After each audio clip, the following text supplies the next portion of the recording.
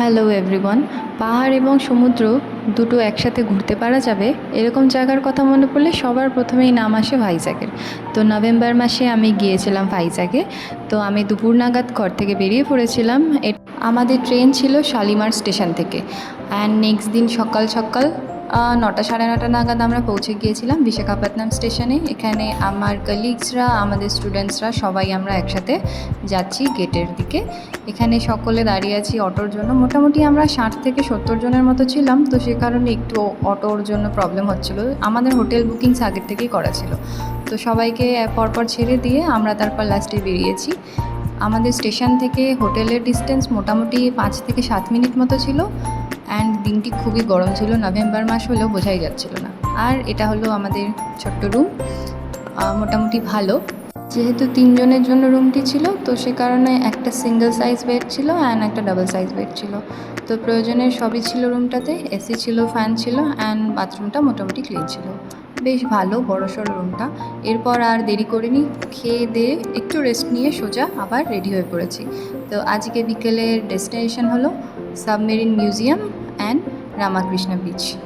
যেতে যেতে বিচটি চোখে পড়লো, ভীষণ সুন্দর। জাস্ট দেখো জলের কালারটা।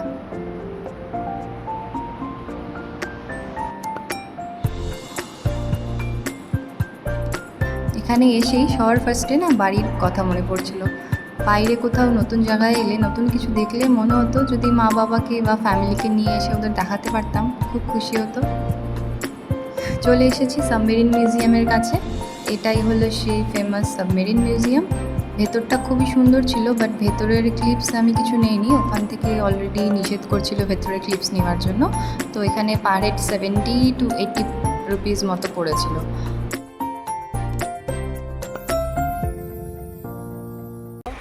High high hi hello.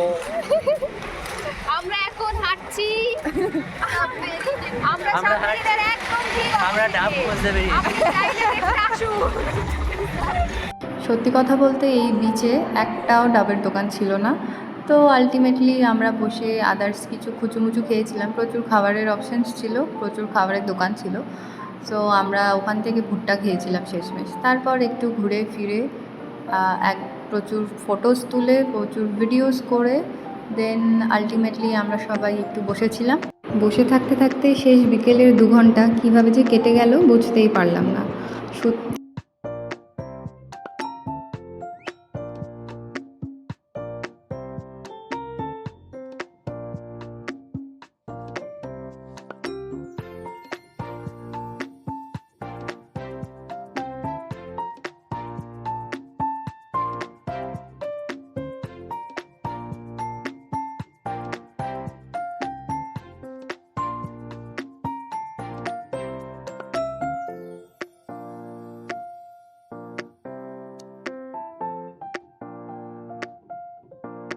Beach থেকে সোজা আমরা চলে এসেছিলাম এখানকার লোকাল মার্কেটে। লোকাল মার্কেটটিও বেশ ভালো, একটু ডিফারেন্ট মনে হচ্ছিল, বাট আলটিমেটলি সব মার্কেটই দেখতে সেমই হয়। অ্যান্ড এখানে প্রচুর খাবারেরও অপশান ছিল। আমরা এখানকার লোকাল মিষ্টি ট্রাই করেছিলাম, খুবই সুন্দর ছিল অ্যান্ড খুবই টেস্টি। এখানে মিষ্টিতে পার পিস নয়, এখানে ওয়েট হিসেবে ওরা সেল করছিল। খুবই দারুণ ছিল। তোমরা যদি কেউ যাও ফার্স্ট টাইম, দেন ডেফিনেটলি মিষ্টিগুলো ট্রাই করো, খুব ভালো ছিল।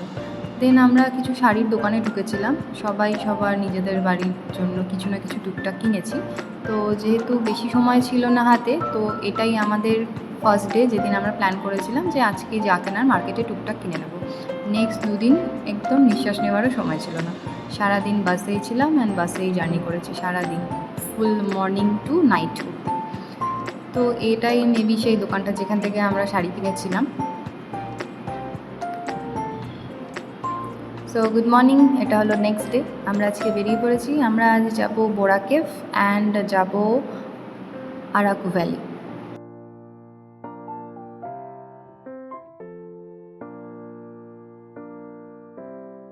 যাওয়ার সময় সাইট সিনগুলো সত্যি খুব সুন্দর ছিল। মানে আগের দিন বিকেলে সমুদ্র দেখলাম অ্যান্ড আজ সকালে আবার পাহাড় দেখতে পাচ্ছি। সো বেসিক্যালি পরে জানতে পারলাম আমার একটা ফ্রেন্ডের থেকে যে আরাকু ভ্যালি ঘোরার সবথেকে বেস্ট অপশান হলো যদি তোমরা বাই ট্রেন সেখানে ট্রাভেল করতে পারো। আর যাওয়ার পথে দেখা হয়ে গেল এদের সাথে। ড্রাইভার দাদা ওদেরকে খেতে দিচ্ছিল, বিস্কিট ছিল, কলা ছিল।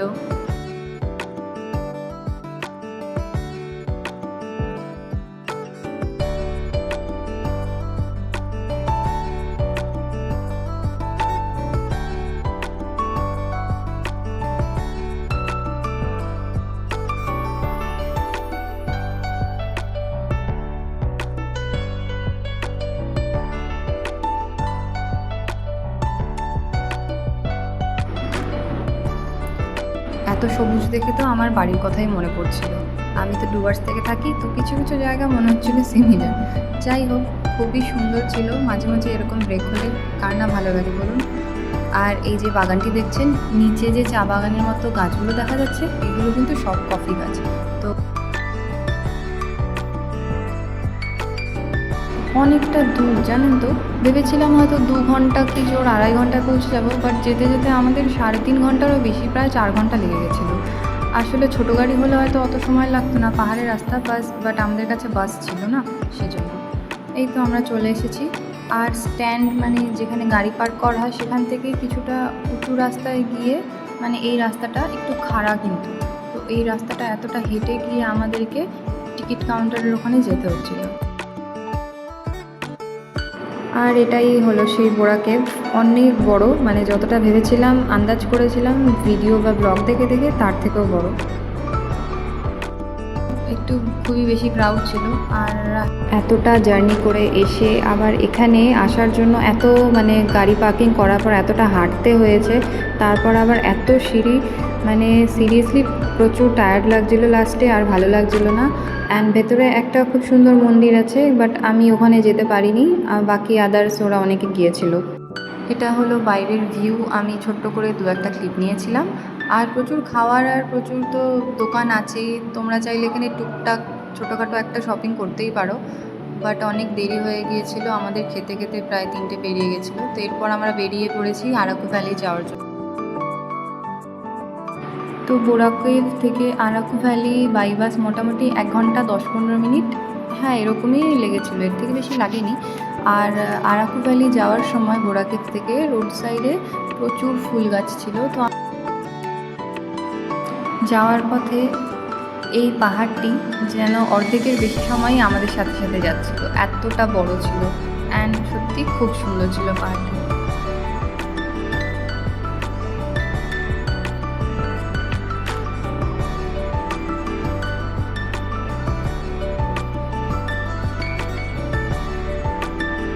এখানে আবার কিছু আমরা কফি গাছ দেখতে পাচ্ছিলাম।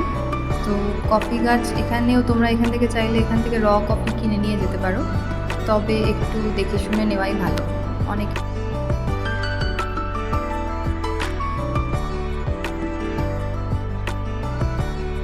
পৌঁছে গেছি আরাকু ভ্যালিতে।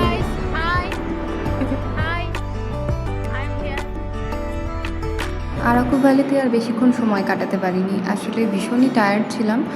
আর খুব একটা ভিডিও ক্লিপসও নিতে পারিনি, গিয়ে শুধু এক জায়গাতে একটু বসেছিলাম। অ্যান্ড পুরো ভ্যালিটাও মনে হয় ভালো মতো ঘুরিনি, সত্যি খুব টায়ার্ড লাগছিল। আর ওখান থেকে বেরিয়ে আমরা একটু চা খেয়েছিলাম, চা খেয়েই আবার বাসে উঠে আবার ফিরছিলাম। তো বলে রাখি, ফেরার পথে যতই বেলা গড়াচ্ছিল ততই কিন্তু ঠান্ডাটা একটু লাগছিল, মানে সারাদিন যতই গরম হোক বেলা পড়তেই খুব ঠান্ডা লাগছিল। তো তোমরা যদি ফার্স্ট টাইম যাও, যতই গরম, অ্যাটলিস্ট হালকা কিছু একটা গরম চাদর হোক বা পাতলা কিছু একটা যদি পুল ওভার মতো নিয়ে যাও তাহলে বেটার। তো এটা হলো আমাদের ডে 3 অ্যান্ড এটাই আমাদের ফাইনাল ডে। আমরা অলরেডি লাগেজ নিয়ে বাসে উঠে পড়েছি। এখান থেকেই আমরা ঘুরে ফিরে সোজা আমরা স্টেশনে চলে যাব। হোটেলেও আমার চেক আউট হয়ে গেছে আমাদের। তো এটা হলো যাওয়ার সময় এটা সিটি ভিউ। তো আমরা এখন যাচ্ছি আরকে বিচে। তো এখানেও মোটামুটি দেখতেই পাচ্ছ খুবই ক্রাউড আছে। আর জলের কালারটা তো দারুণ ছিল, অসাধারণ। অ্যান্ড সবথেকে ইন্টারেস্টিং পার্ট দেখো, এক সাইডে পাহাড় অ্যান্ড আরেক সাইডে সমুদ্র।